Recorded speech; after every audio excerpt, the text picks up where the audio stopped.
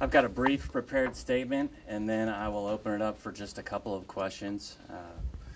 Number one, I want to point out that one of the most important duties that we have as a district attorney's office here in the state of Texas is protecting our children. We take all allegations of abuse against children very seriously, and our office is well known for the effective and aggressive prosecution of all those in our county that might injure our children. On September 11th of 2014, a Montgomery County grand jury indicted Adrian Peterson for the charge of injury to a child. The mental state that's reflected in the indictment is that he did so with criminal negligence or recklessly.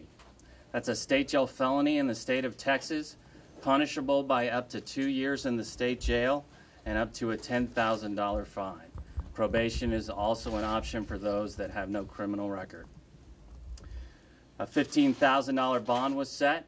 Mr. Peterson turned himself in at approximately 1 a.m. last night and posted that $15,000 bond. Given that this is now a pending criminal matter, we are very limited as to what we can comment on, but the Montgomery County District Attorney's Office will take this charge extremely seriously, and we look forward to presenting this case to a jury at the appropriate time. And now I'll open it up to just a few questions if you have any. What was basis beyond a case of a father just simply disciplining a wayward child? I mean, in the state of Texas, there is a defense to injury to a child, and that is reasonable discipline.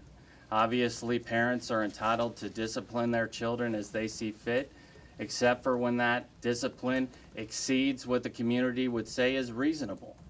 And so a grand jury, having indicted this case, looked at the injuries that were inflicted upon this child and determined that that discipline was not reasonable and did not reflect the community standard of what was reasonable discipline. Is there anything different about the case now than from when there was no bill before? Is there anything different? I know that it's been widely reported that this case was no billed previously. This case was presented to only one Montgomery County grand jury.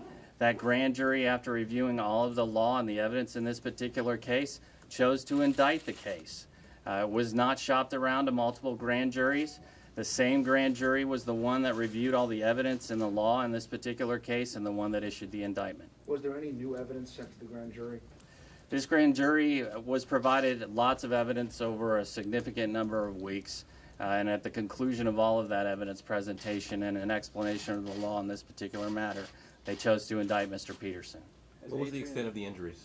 I really can't comment on the specific facts of this particular case outside what's in the indictment in this case. Is there any idea if the internal investigation, or if there is an internal investigation being had at HPD, and if that's impacting y'all's prosecution? Well, obviously it appears that there's been a significant leak of very sensitive information regarding this case. In the state of Texas, investigations of child abuse are confidential under the Texas Family Code.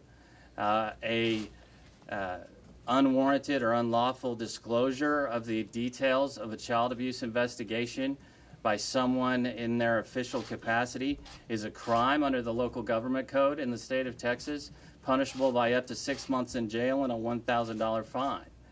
We are working with all of the agencies that had access to the official investigative file in this case. All of them had committed to us that they are going to pursue an aggressive investigation to determine what entity or what person might be responsible for leaking details and documents and photographs that were part of that confidential file, and it's certainly something that our office is going to take very seriously as well.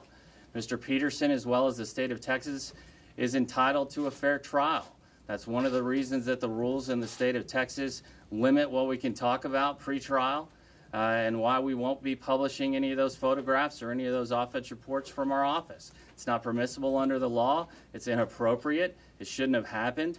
And we're going to cooperate with law enforcement authorities to find out who did it. Describe his cooperation. How did you find out about the initial incident, and take us through the timeline to lead to the indictment? I can't talk about the specifics of this case. As I mentioned before, I'm going to have to let the indictment speak for itself. I want to thank you all for your time, and I appreciate your presence today, but that's all we're going to say at this point in time. Thank you. Court appearance will be? I do not know when his first court date is at this point in time. What happens now? What happens now is that Mr. Peterson will make a court appearance, I assume sometime in the next couple weeks. This is still in its preliminary stages, so it'll be several months probably before this case is set for trial. So we would look to maybe a trial date in this matter sometime next year. That's all I have. Thank you. How cooperative is he then? Anything about the communication with the NFL?